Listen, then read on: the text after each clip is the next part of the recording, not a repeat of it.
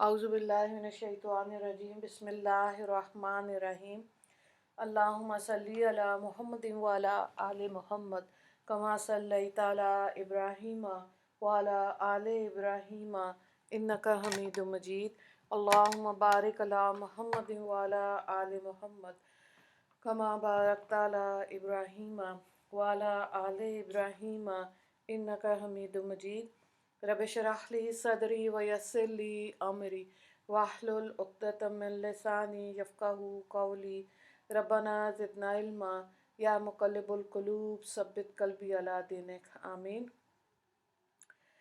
सूरह अहज़ाब शुरू कर रहे हैं आज हम, और इसके पहला रुकू आज हम रुकू नंबर 1 देखेंगे और ये पारा नंबर 21 है। इस सूरत में ग़ज़वा अहज़ाब जो हिजरत के बाद 5 हिजरी में पेश आया, इसका ज़िक्र फरमाया गया, इसलिए सूरत का नाम अहज़ाब रखा गया। अहज़ाब के लफ्ज़ी माने गिरोह, जमातें। इस्लाम की मुखालफत में मुतअद्दिद जमातों ने मुतहद यानी कि इकट्ठे होकर महाज बना लिया कि मदीना पे चढ़ाई की जाएगी, इसलिए ग़ज़वे को ग़ज़वा अहज़ाब कहते हैं। और इस सूरत के इस ग़ज़वे के मौके पर हिफाजत के ख्याल से मदीना के इन अतराफ़ में खंदक खोदी गई थी, जिधर से दुश्मनों के आने का रास्ता था। इस बना पे इसको ग़ज़वा खंदक भी कहते हैं। तो इस सूरत में 3 अहम वाक़यात का ज़िक्र आएगा।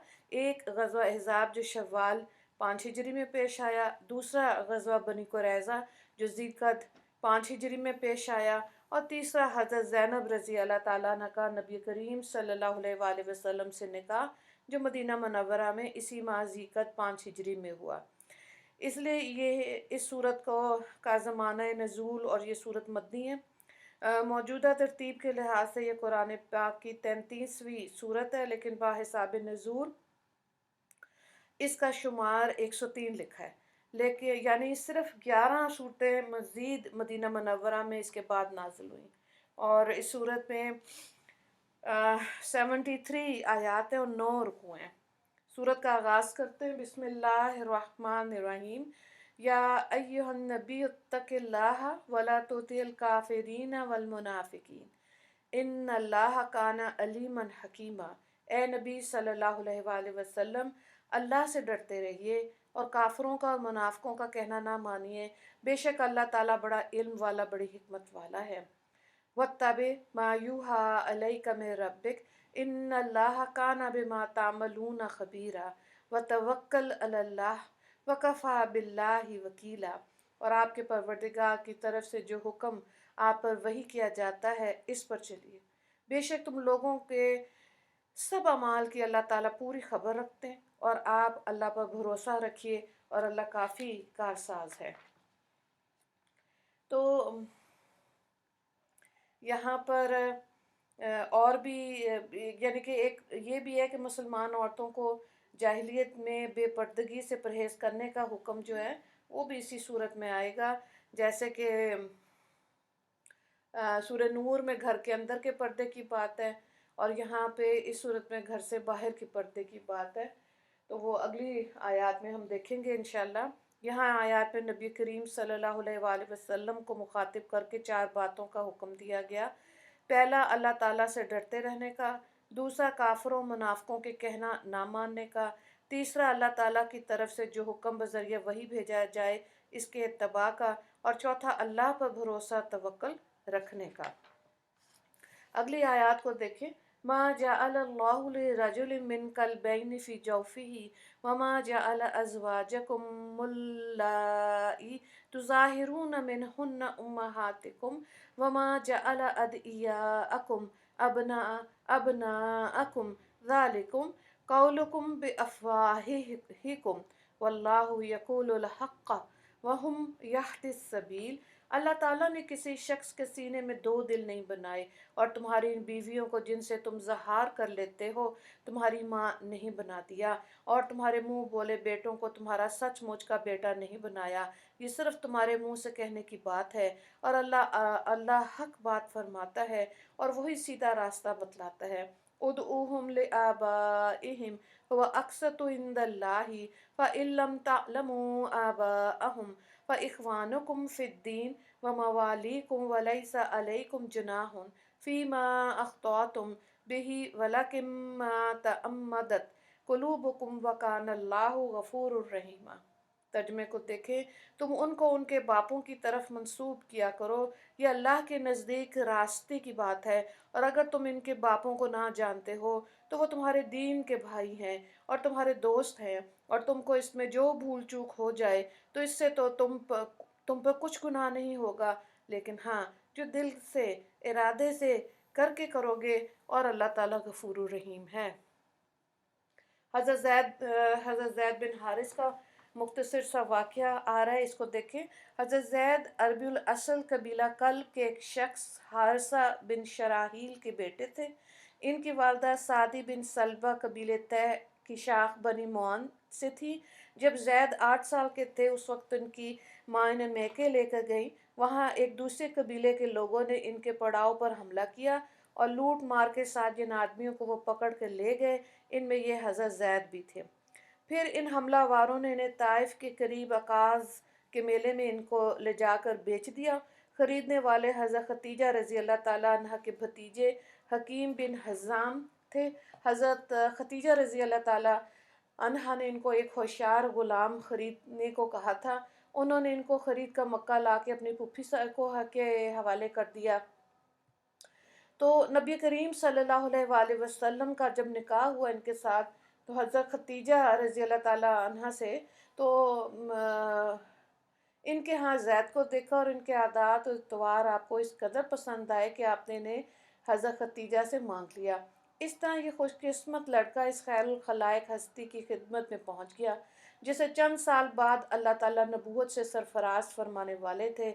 इसलिए ये सब वाक़या हज़रत सल्लल्लाहु अलैहि वसल्लम की नबूवत से पहले का है। उस वक्त ज़ैद की उम्र 15 साल की थी। कुछ मुद्दत बाद उनके वालिद और चचा को पता चला कि हमारा बच्चा ज़ैद मक्का में है। वो उन्हें तलाश करते हुए नबी करीम सल्लल्लाहु अलैहि वसल्लम तक पहुंच गए और अर्ज़ किया कि आप जो फ़िदिया लेना चाहें वो हम देने के लिए तैयार हैं, आप हमारा बच्चा हमें वापस कर दें। नबी करीम सल्लल्लाहु अलैहि वसल्लम ने फरमाया कि मैं लड़के को बुलाता हूँ और मामला इसी पर छोड़ देते हैं कि वो तुम्हारे साथ जाना पसंद करता है या मेरे पास रहना पसंद करता है। अगर वो तुम्हारे साथ जाना चाहे तो मैं कोई फिदिया तुमसे नहीं लूँगा और इसे यूं ही छोड़ दूँगा, लेकिन अगर वो मेरे पास रहना चाहे तो मैं ऐसा नहीं हूँ कि जो मेरे पास रहना चाहे मैं इसे ख्वामख्वाह निकाल दूँ। उन्होंने कहा, ये तो आपने इंसाफ से भी बढ़कर बात कर दी, आप बच्चे को बुलाकर पूछ लीजिए। नबी करीम सल्लल्लाहु अलैहि वसल्लम ने ज़ैद को बुलाया और उनसे कहा कि इन दोनों साहिबों को जानते हो? उन्होंने अर्ज़ किया, जी हाँ, ये मेरे वालिद हैं और ये मेरे चचा हैं। आपने फरमाया, अच्छा, तुम इनको भी जानते हो और मुझे भी। अब तुम्हें पूरी आज़ादी है, चाहो तो इनके साथ चले जाओ, चाहो तो मेरे साथ रहो। उन्होंने जवाब दिया, मैं आपको छोड़कर किसी के पास नहीं जाना चाहता। इनके वालिद और चचा ने कहा, ज़ैद, क्या तुम आज़ादी को ग़ुलामी पर तरजीह देते हो और अपनी माँ बाप और ख़ानदान को छोड़कर गरीबों के पास रहना चाहते हो? उन्होंने जवाब दिया कि मैंने जो औसाफ इनके यानी नबी करीम सल्लल्लाहु अलैहि वसल्लम के देखे, इनका तजुर्बा कर लेने के बाद अब मैं दुनिया में किसी को भी इन पर तरजीह नहीं दे सकता। गौर कीजिए, ये नबूवत से पहले के वाक़यात हैं। ज़ैद का ये जवाब सुनकर उनके वालिद और चचा बखुशी राज़ी हो गए।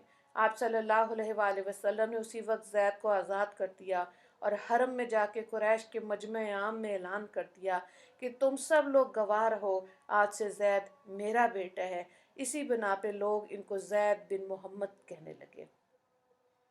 उसके बाद 4 लोगों ने दायरा इस्लाम में वो दाखिल हुए, इस्लाम कबूल किया। एक हज़रत अबू बकर सिद्दीक़ रज़ी अल्लाह ताला अन्हु, दूसरे हज़रत खतीजा रज़ी अल्लाह ताला अन्हा, तीसरे हज़रत ज़ैद रज़ी अल्लाह ताला अन्हा और बच्चों में चौथे हज़रत अली रज़ी अल्लाह ताला अन्हु थे जो ईमान लाए। इस्लाम में जो मुतबन्नी की बात आती है उसकी वजाहत के लिए भी अल्लाह ताला ने आयात नाजिल की, ताकि ले पालक बच्चे के जो मसाइल हैं उससे ये उम्मत अच्छी तरह आगाह हो जाए। तो जब ऐलान किया हज़रत ज़ैद के लिए, इस मौके पर अल्लाह ताला को 3 इस्लाहें मद्देनज़र हुई।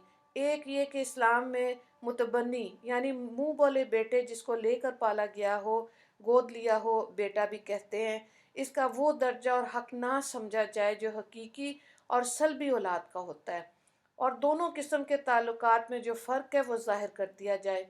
دوسرا یہ کہ منہ بولے بیٹے کی بیویاں سلبی اولاد کی بیویوں کی طرح حرام نہ سمجھی جائیں۔ تیسرا یہ کہ آزاد غلام کی متعلقہ عورتوں کی حیثیت جن کو شریف اہل عرب اپنی زوجیت میں لینے سے دریغ کرتے تھے، ان کی وہی حیثیت قرار دی جائے جو احرار کی متعلقہ عورتوں کی ہے، یعنی ان سے بے پس و پیش نکاح کر لیا جائے۔ اور یہ تینوں اصلاحیں حضرت صلی اللہ علیہ وآلہ وسلم کی ذات ببرکت سے شروع کروانا اللہ تعالیٰ کو مقصود ہوئی۔ اللہ تعالیٰ کے حکم سے نبی کریم صلی اللہ علیہ وآلہ وسلم نے خود حضرت زینب رضی اللہ تعالیٰ عنہ سے بعد عدت نکاح کر لیا تھا۔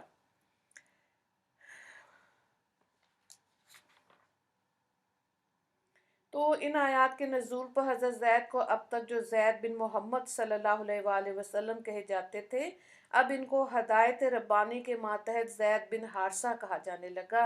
اس سے ایک وہم کسی کو یہ ہو سکتا ہے کہ اب حضرت صلی اللہ علیہ وآلہ وسلم کو حضرت زید سے کوئی واسطہ نہیں۔ اگلی آیات کو دیکھیں۔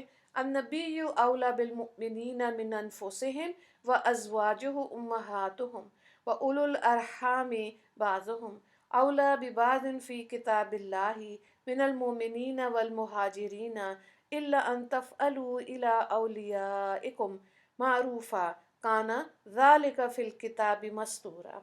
نبی صلی اللہ علیہ وآلہ وسلم مومنین کے ساتھ خود ان کے نفس سے بھی زیادہ تعلق رکھتے ہیں، اور آپ کی بیویاں ان کی مائیں ہیں، اور رشتہ دار کتاب اللہ میں ایک دوسرے سے زیادہ تعلق رکھتے ہیں بنسبت دوسرے مومنین اور مہاجرین کے، مگر یہ کہ تم اپنے دوستوں سے کچھ سلوک کرنا چاہو تو وہ جائز ہے۔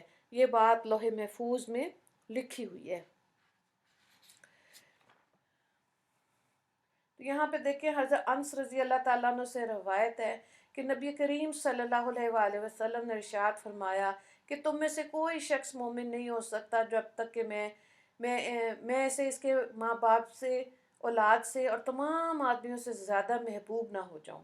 حضرت عمر رضی اللہ تعالیٰ عنہ کا واقعہ حدیث میں مشہور ہے کہ جب انہوں نے نبی کریم صلی اللہ علیہ وآلہ وسلم کا مذکورہ بالا ارشاد سنا تو عرض کیا، یا رسول اللہ، آپ مجھے اپنی جان کے علاوہ سب سے زیادہ محبوب ہیں۔ اس پر آپ صلی اللہ علیہ وآلہ وسلم نے فرمایا کہ اس ذات کی قسم جس کے قبضے میں میری جان ہے، تم اس وقت تک کامل مومن نہیں ہو سکتے جب تک میں تمہیں تمہاری جان سے بھی زیادہ محبوب نہ ہو جاؤں۔ آپ صلی اللہ علیہ وآلہ وسلم کے اس ارشاد سے حضرت عمر رضی اللہ تعالیٰ عنہ کے دل کی کیفیات فوراً بدل گئی، اور رسول اللہ صلی اللہ علیہ وآلہ وسلم کی توجہ سے ان کا حال اسی وقت بدل گیا، اور عرض کیا کہ اللہ کی قسم اب آپ مجھے اپنی جان سے بھی زیادہ محبوب ہیں۔ اس پر آپ صلی اللہ علیہ وآلہ وسلم نے فرمایا، اے عمر، اب تم مومن کامل ہو۔ سبحان اللہ۔ اللہ تعالیٰ ہمیں بھی صحیح معنی میں یہ سمجھ اور عمل عطا فرمائے، آمین یا رب العالمین۔ جی اگلی آیت کو دیکھیں۔ وَإِذْ أَخَذْنَا مِنَ النَّبِيِّينَ مِيثَاقَهُمْ وَمِنْكَ وَمِن نُوحٍ وَإِبْرَاهِيمَ وَمُوسَىٰ وَعِيسَىٰ ابْنِ مَرْيَمَ وَأَخَذْنَا مِنْهُم مِيثَاقًا غَلِيظًا لِيَسْأَلَ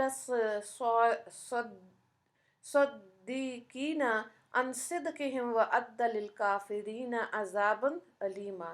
اور جب کہ ہم نے تمام پیغمبروں سے ان کا اقرار لیا، اور آپ سے بھی، اور نوح علیہ السلام، ابراہیم اور موسیٰ اور عیسیٰ ابن مریم سے بھی، اور ہم نے ان سب سے خوب پختہ عہد لیا تاکہ ان سچوں سے ان کا سچ کی تحقیقات کرائیں، اور کافروں کے لیے اللہ تعالیٰ نے دردناک عذاب تیار کر رکھا ہے۔ تو یہاں پہ دیکھیں ان آیات میں امت محمدیہ کی فضیلت کو بیان کیا جا رہا ہے۔ ایک طویل حدیث میں حضرت انس رضی اللہ تعالیٰ عنہ سے روایت ہے کہ نبی کریم صلی اللہ علیہ وآلہ وسلم نے ارشاد فرمایا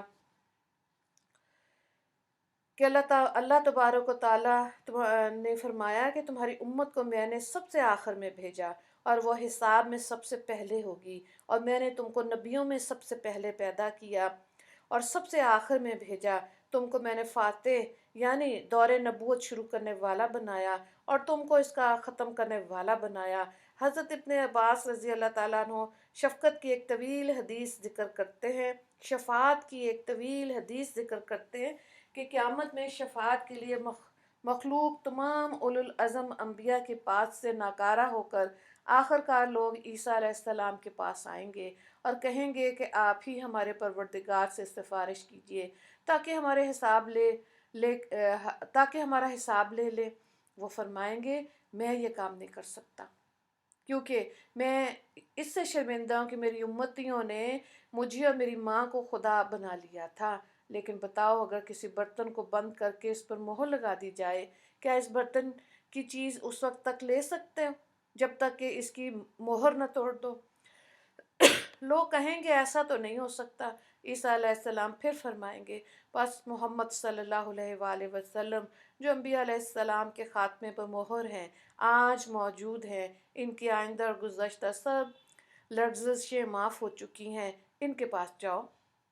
گویا حضرت عیسیٰ علیہ السلام نے اس نوازش الہیہ کی طرف اشارہ فرمایا جو ازل میں خلقت نبوت پہنا کر نبی کریم صلی اللہ علیہ وآلہ وسلم پر ہو چکی تھی۔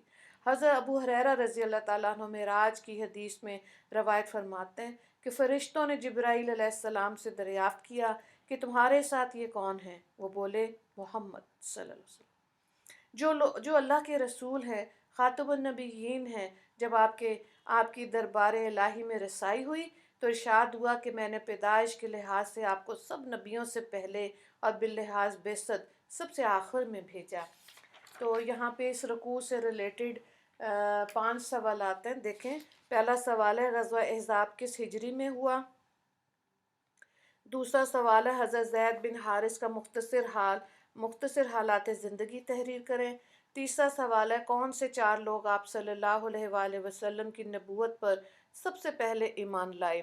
اور چوتھا سوال ہے اسلام میں متبنی کے لیے کیا اصلاحات ہیں؟ اور آخری سوال ہے امت محمدیہ کی فضیلت تحریر کریں، آیت نمبر 7۔ دعا کر لیتے ہیں۔ اللہ تعالیٰ نے ہم کو جو سید الرسل صلی اللہ علیہ وآلہ وسلم کا امتی ہونے کا شرف بخشا ہے تو ہم کو اس نعمت عظمیٰ کی قدر کی توفیق بھی عطا فرمائیں، اور نبی کریم صلی اللہ علیہ وآلہ وسلم کی سچی محبت اور عظمت کے ساتھ آپ کا سچا اتباع بھی نصیب فرمائیں۔ اللہ پاک ہم کو اپنے رسول کریم علیہ الصلاۃ والتسلیم کی لائی ہوئی ہدایات پہ دل و جان سے عمل پیرا ہونے کا عزم نصیب فرما دے، اور آپ کے ہر حکم کے آگے سر تسلیم خم رکھنے کی توفیق عطا فرما دے۔ اللہ تعالیٰ حضور صلی اللہ علیہ وآلہ وسلم اور آپ کے ازواج مطہرات اور اہل بیت کو اپنے قرب خاص کے درجات عالیہ نصیب فرمائے۔ اللہ تعالیٰ ہمیں سنتوں پر عمل کرنے والا بنائے، سنت اور بدعت کا فرق سمجھا دے، اور اللہ ہمارے لیے صراط مستقیم کو آسان فرما دے۔ آمین یا رب العالمین۔ وآخر دعوانا ان الحمد للہ رب العالمین۔ اللہم اغفر للمسلمین والمسلمات والمؤمنین والمؤمنات۔ السلام علیکم ورحمۃ اللہ وبرکاتہ۔